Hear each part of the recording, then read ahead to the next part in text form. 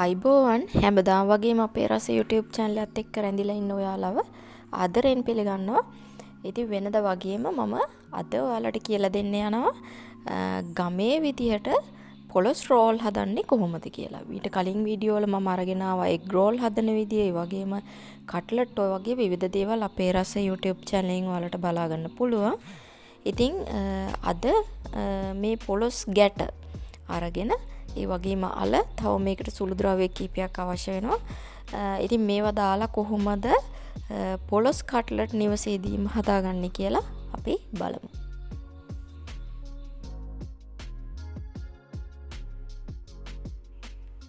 ඉතින් ඉස්සල්ලාම මම කරන්නේ පොලොස් ගෙඩියක් අරගෙන මෙන්න මේ විදිහට මේකේ පොතු රැහැලා මේ වගේ අඟලේ රවුම් වලට කපා ගන්න.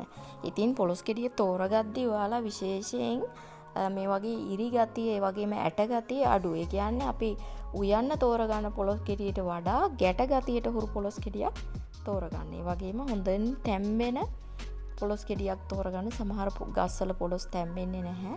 ඉතින් හොඳ පොලොස් ගෙඩියක් තෝරගෙන මේ වගේ අඟලේ තරමට මෙන්න මේ වගේ රවුම් කපාගෙන කහ ටිකක් ලුණු ටිකක් දාලා කෑලි වලට උඩින් වතුර එන්න තියලා මේක වහලා විනාඩි 30ක් ඒ වගේම විනාඩි 45ක් වගේ හොඳින් තම්බ ගන්න, අතින් කෑලි පොඩි වෙන තුරු.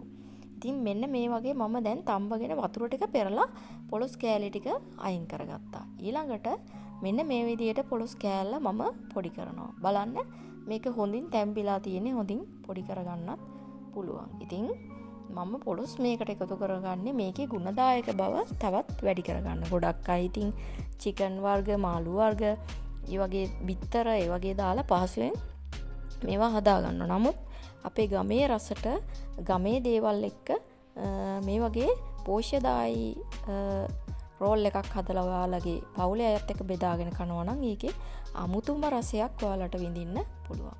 ඉතින් දැන් මම ඒ අතරේ මේ පොලොස් ටික ඔක්කොම පොඩි කරගත්තා.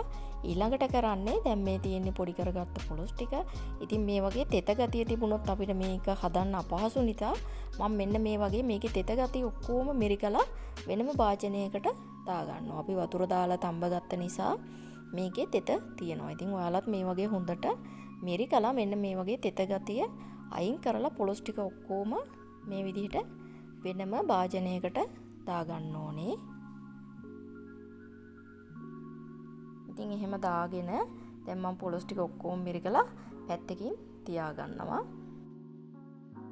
එතකොට දැන් මෙතන අරගෙන තියෙනවා මම අල තඹගෙන පොතුත් එක්ක තඹගෙන ඒ වගේම ඒවා චොප් කරගත්තා. අල ග්‍රෑම් 500ක් පමණ. ඒ වගේම මෙතන තියෙන තඹගත්ත පොලොස් වතුර අයින් කරගෙන තෙත මිරික ගත්තා. ඒ වගේම කුඩු කරගත්ත සැමන් ටික මේ තියෙන්නේ. ඊළඟට තව අවශ්‍ය වෙනවා මේකට ගම්මිරිස් කුඩු මේස හැඳි දෙකක් පමණ මම අරන් තිනවා. මොකද මම සැරට පොඩ්ඩක් හදන්න, ඕගොල්ලෝ කැමති පදමට දාගන්න. ඒ වගේම කෑලි මිරිසුත් මේස හැඳි දෙකක් අරන් තිනවා.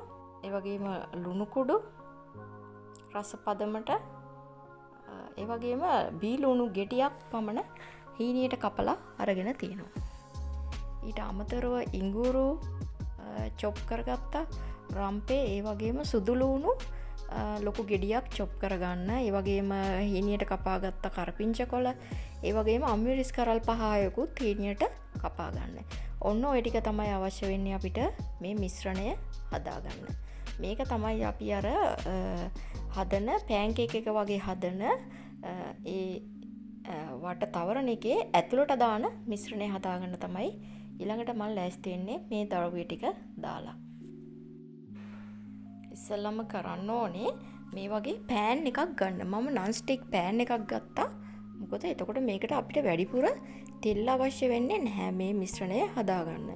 ඊට පස්සේ මේකට තෙල් මේස හැඳි 3ක් පමණ ඔයාලා දාගන්න. දාගෙන තෙල් ටික රත් වුණාට පස්සේ අපි ඉස්සෙල්ලා චොප් කරගත්ත ඉඟුරු, ඒ වගේම සුදු ලුණු ඒවා ඔක්කොම මේකට දාගන්න. ඒ ටික පොඩ්ඩක් ෆ්‍රයි වෙන්න දෙන්න ඕන, බ්‍රවුන් පාට වෙනකන්. ඒ කියන්නේ සුවඳ එනකන් මේ ටික බැද ගන්න ඕනේ. මේක චුට්ටක් බැදීගෙන එනකොට තමයි ඊට පස්සේ අපි ඉතුරු ද්‍රව්‍ය එකතු කරන්නේ. දැන් ඉඟුරු සහ සුදු ලුණු ඒ ටික බැද ගන්න. මේ විදිහට ඉඟුරු සුදු ලුණු ටික රන්වන් පාට වෙනකොට බැදීගෙන එනවා.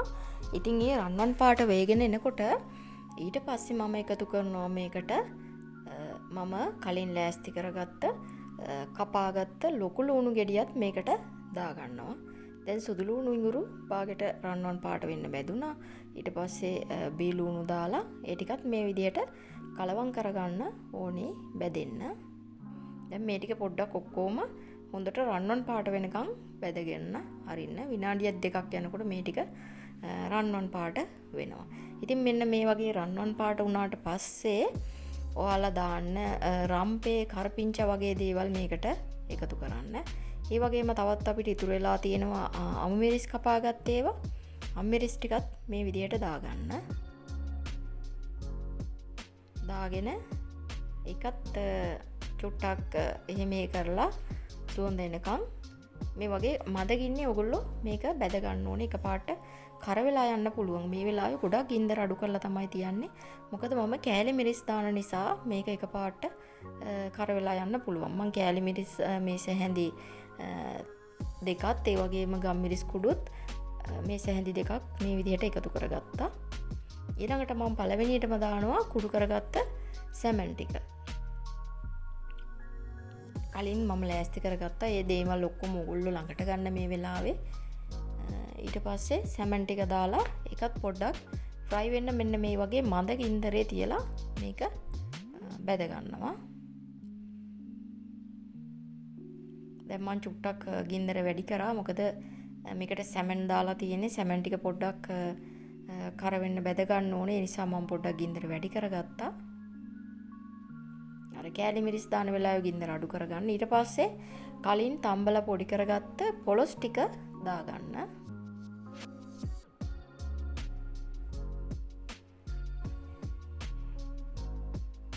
ඒ ටිකක් දාලා විනාඩියක් දෙකක් මේ විදිහට මේ තෙල් එකේ බැදෙන්න හරින්න පෑන් එකේ. ඊට පස්සේ ලුණු කුඩු එකතු කරනවා. දැන් මම කලින් පොලොස් තැම්බෙද්දි ලුණු කුඩු දැම්මා. ඒ නිසා අල වගේ දේවල් වලට ප්‍රමාණවත් වෙන විදිහට ලුණු කුඩු මම මෙතන තේ හැඳි දෙකක් දාගත්තා. ඉතින් ඔයාලා ලුණු කන පදමට ලුණු කුඩු දාගන්න. දාලා මෙන්න මේක දැන් පොඩ්ඩක් විතර විනාඩියක් දෙකක් පමණ බැදෙන්න හරින්න. ඒ වගේ විනාඩි දෙකක් පමණ බැදුනට පස්සේ අන්තිමට මම එකතු කරනවා තම්බාගත්ත අල.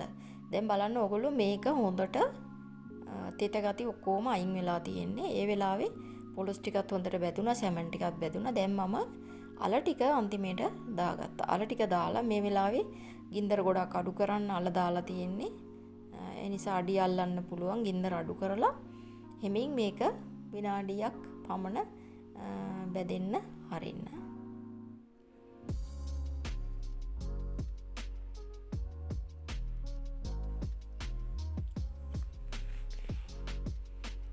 පස්සේ ගින්දර ටිකක් වැඩි කරලා මේක තෙත ගති ඔක්කොම අයින් වෙන්න ළඟ ඉඳලා මේක කලවම් කරන ගමන් මේක බැද ගන්න ඕනේ. අර අල පොඩි කරනකොට ඔයාලා මතක ඇතුව මේ ගොඩක් පොඩි කරගන්න එපා. සාමාන්‍ය කෑලි තියෙන්න මෙන්න මේ වගේ පදමට කෑලි තියෙන්න පොඩි කරගන්න. හරි. දැන් මම මේක බැදගත්තා. දැන් බලන්න මේකේ තෙත ගති ඔක්කොම අයින් වෙලා තියෙන්නේ. ඉතින් හොඳ සුවඳක් එනවා මගේ මිශ්‍රණය. ආයේ මේක අමු වෙන්නේ නැහැ. අපි මේකෙන් රෝල් එකක් හැදුවත් ගොඩක් වෙලා තියාගන්න පුළුවන්. ඩීප් ෆ්‍රීජ් එකේ දැම්මොත් හෙට වුණත් ඔයාලට ආපහු බෙදලා කන්න පුළුවන්. ඒ හදන මේ රෝල් එක. ඉතින් දැන් මම මිශ්‍රණය හදාගෙන ඉවරයි.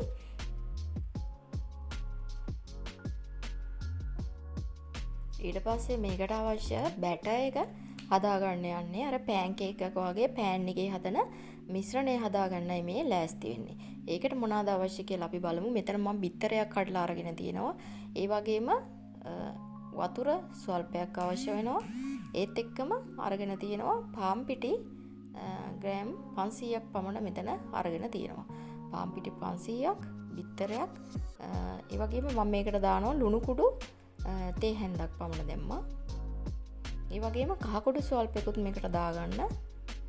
එතකොට තමයි අපිට ලා කහ පාට ලස්සන පාටක් එන්නේ. කහ කුඩුත් දාලා මේක කලවම් කරගන්න ඕනේ. ඊට පස්සේ මේකට බිත්තරය දාන්න ඕනේ කලවම් කරලා. බිත්තරේ මේ විදිහට මම ගෑරුප්පක් අරගෙන මේක ගහ ගන්නවා. බිත්තරේ ගහලා බිත්තරෙත් මේ පිටියකට දාලා ඊට පස්සේ පිටියක බැට එකක් වගේ එනකන් වතුර දාලා මිශ්‍ර කර කර මෙන්න මේ විදිහට හදා ගන්න ඕනේ. ඒක හරි පහසුයි ඕගොල්ලන්ට. වචු චුට්ට දාලා මේක බැට එකක් වගේ වෙන්න හදා ගන්න. හරි දැන් මම පිටි මිශ්‍රණය මෙන්න මේ විදිහට හදාගත්තා බලන්න. මේක හොඳ ගානට බැට එකක් වගේ හදාගෙන තියෙන්නේ. දැන් තියෙන්නේ අපිට අවශ්‍ය මේකට මිශ්‍රණය දාන්න අවශ්‍ය කවරය හදාගන්න එක. ඒකට මම කරේ මේ විදිහට තාච්චිය ලිපේ තිබ්බා පෑන් එකක්. හොඳයි මේකට ගැලවෙනවා පහසුවෙන්. ඒකට තෙල් චූට්ටක් මේ විදිහට දාගන්න. තෙල් බොහොම පොඩ්ඩක් තමයි අවශ්‍ය වෙන්නේ මේ වෙලාවේ. මොකද මේකේ ගලව ගන්න පහසුයි.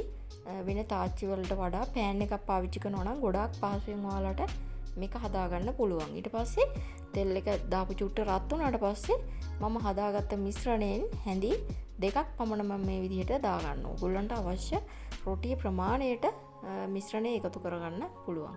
මම හැඳි දෙකක් මේ විදිහට දාලා ඊට පස්සේ මේක වටේ මේ විදිහට කලවම් කරගෙන ගින්දර අඩු කරලා වහලා තියෙනවා විනාඩියක් පමණ තැම්බෙන්න. මේක හරි ඉක්මනට ඉතින් පිස ගන්න පුළුවන්. දැන් බලන්න මේකේ රොටිය හැදිලා ඉවරයි. ඊට පස්සේ මේක මේ විදිහට ප්ලේට් එකකට මම දා ගන්නවා. මේක නිවෙන්න කලින් කරන්න ඕන වැඩක්. නිවුනම් පස්සේ අපිට මේක නවන්න අපහසුයි. ඒ නිසා ඉක්මනට රොටිය අපි පුලුසගත්ත රොටිය නිවෙන්න කලින් මේක හදා ගන්නත් ඕගොල්ලෝ මතක තියාගන්න. ඒ නිසා ළඟට මිශ්‍රණය අරගෙන තියාගන්න. මේ විදිහට තියලා තවත් කෙනෙකුගේ සහාය ඔයාලා ගන්නව නම් ලේසි. මේක පිළියෙල කරනකොට තනියම කරන්න ගියපුවාම ටිකක් අපහසුයි. ඒ නිසා ඊළඟට මම හදාගත්ත මිශ්‍රණය මේකට දා ගන්නවා. දාලා මෙන්න මේ විදිහට මම මේක රෝල් එක නවා ගන්නවා. ඔයාලා බලන්න මේ දෙපැත්ත නැවුවා. ඊට පස්සේ මේ දෙපැත්තත් නවනවා. දැන් මේක පහසුවෙන් ඇලෙනවා. මොකද රස්නේ පිට තියෙන නිසා. දැන් බලන්න මම මේක පිළියෙල කරගෙන ඉවරයි. ඊට පස්සේ තියෙන්නේ මේ පිළියෙල කරගත්ත රෝල් එක මේ විදිහට මම අර ඉස්සෙල්ලා හදාගත්ත බිත්තර සුදු මද එකේ තවර ගන්නවා. ඊට පස්සේ බිස්කට් කුඩු මේ විදිහට වටේ තවර ගන්න ඕනේ. දැන් බලන්න ලස්සනට මේක හැදුනා. මේක තමයි දැන් මම පිළියෙල කරගත්ත පොලොස් සහිත පොලොස් රෝල් එක. ඉතින් ඊළඟට මේක පොඩුස ගන්නයි තියෙන්නේ. මේ විදිහට මම දැන් රෝල්ස් කීපයක්ම හදලා තියා ගන්නවා. මම පොලොස් රෝල් ගොඩක් හදාගත්තා. ඒ හදාගත්ත ටික මම අද මේ ටික පුලුස්ස ගන්න යන්නේ මගේ එයා ෆ්‍රෑන් එකේ. මොකද මේක දැන් අපි තෙල් තාච්චියේ වදින වීඩියෝ තමයි ගොඩාක් වෙලාවට දැකලා තියෙන්නේ. නමුත් මේක අපි අර පෑන් කේක් එක වගේ හදපු නිසා මේක තෙල් තාච්චියට දැම්මොත් එහෙම මේකට ගොඩාක් තෙල් උරා ගන්නවා. එතකොට අපිට තෙල් කන්න වෙන ප්‍රමාණය වැඩි වෙනවා. අපේ කෑමට එකතු වෙන තෙල් ප්‍රමාණය. ඒ නිසා ඔයාලට පහසුවෙන් oven එකක් එහෙමත් නැත්නම් මේ වගේ එයා ෆ්‍රෑන් එකක් තියෙනවා නම් පහසුවෙන් මේක ඔයාලට බැද ගන්න පුළුවන්. මේකේ බැදෙන්න දෙයක්වත් නැහැ. මොකද අපි මේකේ ඇතුළේ මිශ්‍රණය වෙනම බැදගත්තා. ඒ වගේම මේකේ කවරෙත් වෙනම බැදගෙන තියෙනවා. ඉතින් මේකේ පොඩ්ඩක් ෆ්‍රයි කරගන්න විතරයි ඕනේ. බේක් කරගන්න වගේ දෙයක් තමයි තියෙන්නේ. ඒ නිසා මම එයා ෆ්‍රෑන් එකට මේක දාලා විනාඩි 15ක් පමණ මේක බේක් කරගන්නවා. ඊට පස්සේ මේක කෑමට ගන්න පුළුවන්. ඒකට තමයි මම ලෑස්ති උනේ. මේකට තෙල් චුට්ටක් කොලෙච්චුල් පොඩ්ඩක් මම දැම්මා අඩියට. ඊට පස්සේ 5ක් විතර මම මේකට දාලා මේක එයා ෆ්‍රෑන් එකට ඇතුල් කරලා විනාඩි 10ක් හෝ 15ක් පමණ තියෙන්න හරිනවා. දැන් අපි විනාඩි 15කට පස්සේ අරලා බලමු මේක පිලිසිලාද තියෙන්නේ කියලා. දැන් බලන්න මේ මම පුලුස්සගත්ත පොලොස් රෝල් ටික තමයි මේ ඔයාලට දකින්න පුළුවන්. බලන්න බොහොම ලස්සනට පිලිසිලා තියෙනවා. හොඳ සුවඳක් එනවා. හොඳ රසට මේක ඕගොල්ලන්ට තේ වෙලාවට වගේ පාවිච්චි කරන්න කෑමට ගන්න පුළුවන්. ඉතින් ඕගොල්ලෝ අද මාත් එක්ක එකතු වෙලා පොලොස් රෝල් හදන විදිහ ඉගෙන ගත්තා.